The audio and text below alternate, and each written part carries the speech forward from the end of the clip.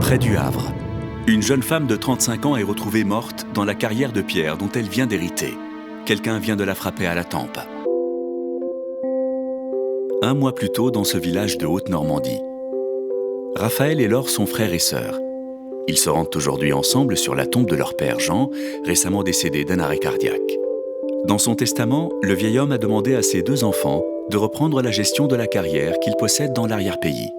Mais si Raphaël est prêt à s'investir dans ce projet, ce n'est pas le cas de Laure. Vendre des pierres, ça me fait pas rêver. On n'est pas là pour rêver, Laure, mais pour poursuivre l'œuvre d'une vie, celle de notre père.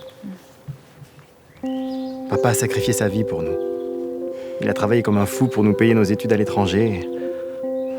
Tes cours d'équitation, ta lubie des voitures de course et je ne sais quel autre caprice que t'as pu faire. C'est vrai. Mais en échange, on faisait exactement ce qu'il voulait. Même mon fiancé, il a voulu le choisir, si tu te souviens bien. Oh, on va pas revenir là-dessus, écoute, non. Mais Laure n'est pas du tout de cet avis. Le lendemain, alors qu'elle se prépare pour un déjeuner de famille, la jeune femme ressasse toujours la discussion qu'elle a eue avec son frère et tente de trouver du réconfort auprès d'Adrien, son compagnon. J'ai pas envie de gérer cette carrière. Je connais Raphaël, il va jamais me lâcher avec ça. Peut-être que tu devras accepter. En plus, ton père avait l'air d'y tenir. Ça pourrait être une manière de le remercier de tout ce qu'il a fait pour toi. Mais vous allez tous vous y mettre? C'est comme ça que tu me soutiens, toi? En allant contre mon envie? C'est bon, c'est juste une idée. Je sais que t'étais dans les tuages de papa et que Raphaël est ton confident. Je pensais que je passais avant. Écoute, tu fais comme tu le sens, d'accord? Hein? Ouais, bref, je suis toute seule, quoi. À plus. Je voyais bien que Laure attendait que je la soutienne plus. Elle, qui n'apprécie pas franchement Catherine, la dernière épouse de son père est tout de même venue pour le déjeuner. J'aime pas être là. Pourquoi? Parce que ça sent l'hypocrisie à plein nez. Tu devrais pas parler de Catherine comme ça. Si papa l'a choisi pour femme, c'est qu'il a une bonne raison. Mais pourquoi il a pas légué la carrière de Pierre s'il avait confiance en elle? Parce que ce qu'il a construit, il a toujours voulu le léguer à ses enfants. Ça paraît pas logique, ça. Et voilà, un poulet aux pommes de terre. C'est un peu... Avant la mort de leur père, Laure et Raphaël n'entretenaient pas vraiment de relation avec Catherine. Mais depuis un certain temps, cette dernière semble vouloir se rapprocher d'eux. Alors, comment vont les affaires? Laure, est-ce que tu arrives à concilier ton travail d'infirmière avec la gestion de la carrière? Disons que pour le moment, je laisse Raphaël aux commandes. Enfin, provisoirement. Et le comportement de Laure ne va faire que confirmer les propos de Catherine. Car si Raphaël s'enthousiasme facilement au sujet de cette carrière, Laure ne fait pas beaucoup d'efforts pour cacher son ennui. Et je suis devenue d'ailleurs très amie avec la femme pas, du Laure contremaître. Si, j'écoute. Non, parce que parfois je me demande ce qui t'intéresse dans la vie, à part toi. Ça va pas, pourquoi tu m'agresses? Je t'agresse pas, Arrêtez de vous chamailler. Alors, tu me rappelles un petit peu ton père. Parfois, comme ça, il était un petit peu ailleurs, au milieu d'une conversation. Je suis vraiment désolée. En fait, je viens de me rendre compte que j'ai donné rendez-vous à Adriane et... on va fêter notre anniversaire de rencontre et il faut que je m'en aille. Excusez-moi. Ah bon, ça nous fera un peu plus de dessert pour Raphaël et moi. Quand est-ce que tu me donnes ta réponse définitive? J'ai le droit de réfléchir ou pas? Non seulement ma sœur n'avait aucun respect pour lui. J'ai un truc à te dire. Raphaël était complètement obnubilé par Catherine. Et elle fait tout pour se faire bien voir de lui. C'est insupportable. Pourquoi ça serait pas sincère? J'étais sûre que t'allais dire ça. Papa ne lui a laissé que la maison comme héritage. Elle a plus aucun revenu à part sa petite retraite d'institutrice. Certainement sa part. Je peux la comprendre. Et qu'elle le dise clairement au lieu de jouer les hypocrites, là. Ça me fatigue. Pourquoi tu leur rends pas tes parts alors? Parce que de toute façon, tu veux pas gérer l'entreprise avec ton frère. Parce que je peux pas faire ça à papa. Raphaël n'a aucune expérience dans ce genre de métier. Et va faire n'importe quoi. Catherine, elle les connaît encore moins. Il faut que je revende mes parts à quelqu'un d'expérience. Je peux te dire que ton frère, il va être fou. Probablement, oui. Tu voulais me dire quelque chose?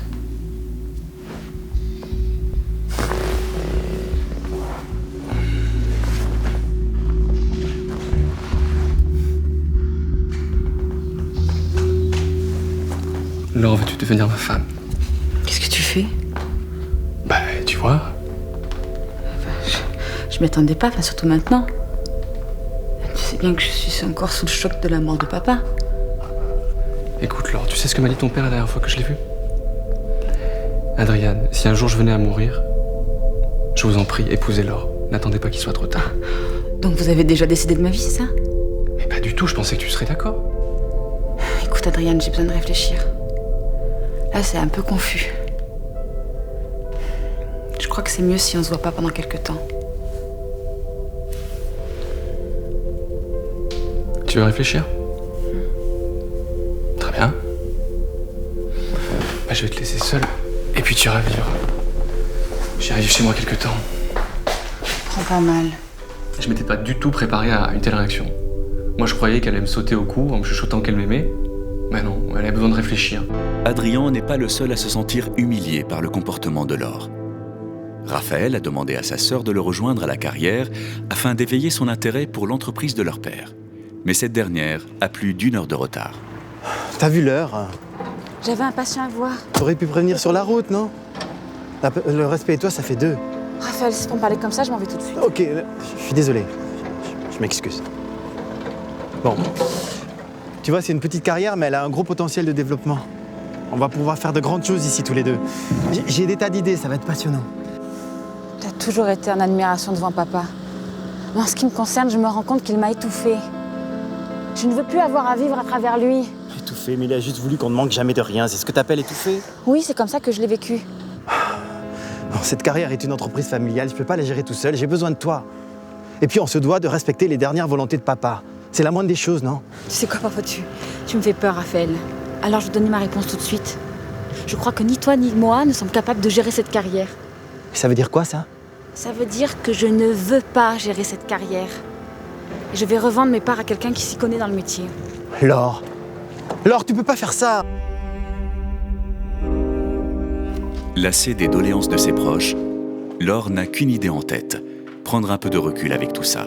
Et un appel inattendu va justement lui en donner l'occasion.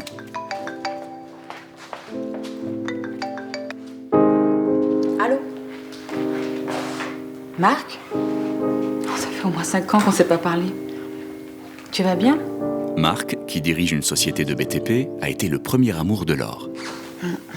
À l'époque, elle l'avait quitté sous la pression de son père, qui ne le trouvait pas assez bien pour sa fille. C'était la semaine dernière, oui. Je m'en suis occupée pendant des mois.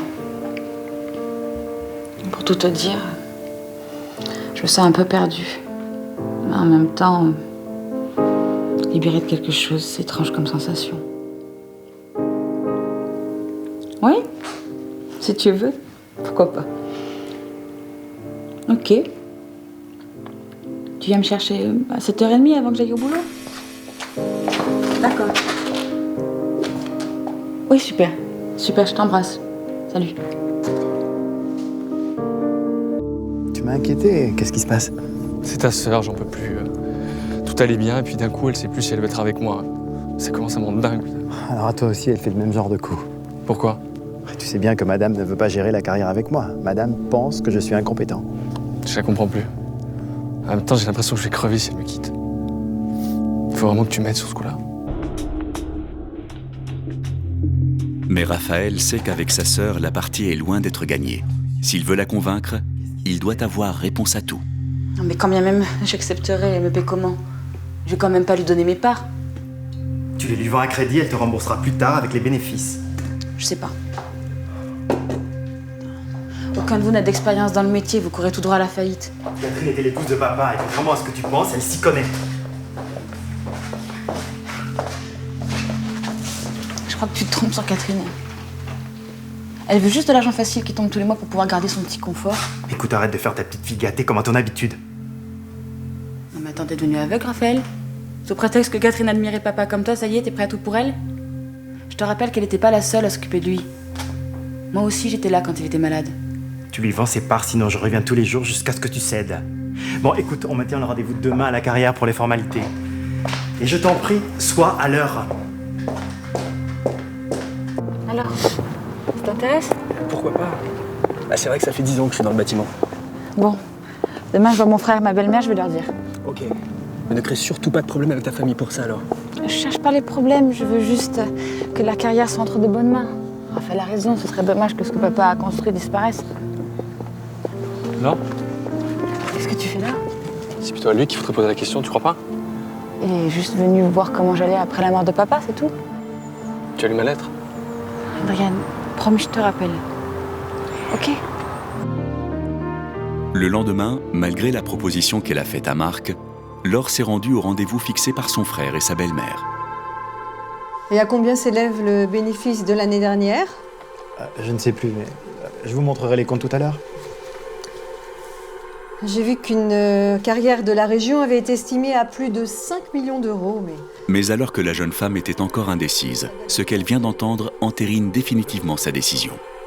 Bon, je pense que vous avez eu toutes les deux le temps de relire les contrats, donc vous pouvez signer. Je ne signe pas. Quoi?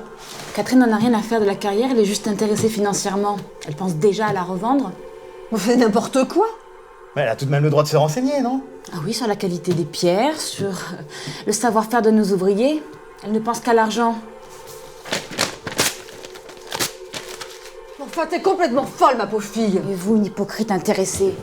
Laure, reviens ici tout de suite, signe ce contrat! Tu ne me donnes aucun ordre. Ces parts, je les vends à qui je veux. Ah ouais, à qui? À quelqu'un de compétent.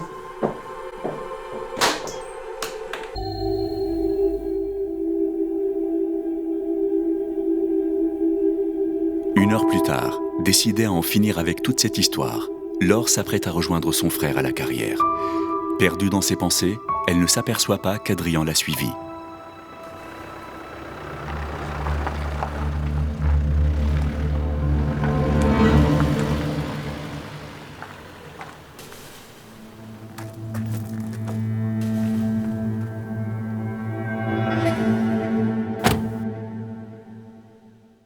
Qu'est-ce que tu veux? Je présume que t'es pas venu ici pour me dire que t'avais changé d'avis? Ne t'inquiète pas, c'est la dernière fois que tu me vois mettre les pieds dans cette carrière. J'ai revendu mes parts. Alors tu l'as fait. T'as osé aller contre les dernières volontés de papa. C'est pas mon problème, c'est fini le temps où j'obéissais à papa les yeux fermés. Espèce d'égoïste. J'ai fait ça au contraire pour éviter la faillite de la carrière. Tu me remercieras un jour. Calmez-vous. Et on peut savoir à qui tu les as vendus? À Marc Paulini, tu te souviens? Il dirige maintenant une entreprise de BTP. Quoi, ton ex? Ce connard qui n'arrêtait pas de se foutre de ma gueule au lycée, papa le détestait. Dis-moi que t'as pas fait ça. C'était il y a longtemps, vous êtes plus des gosses, vous finirez bien par vous entendre. Tu vas me le payer.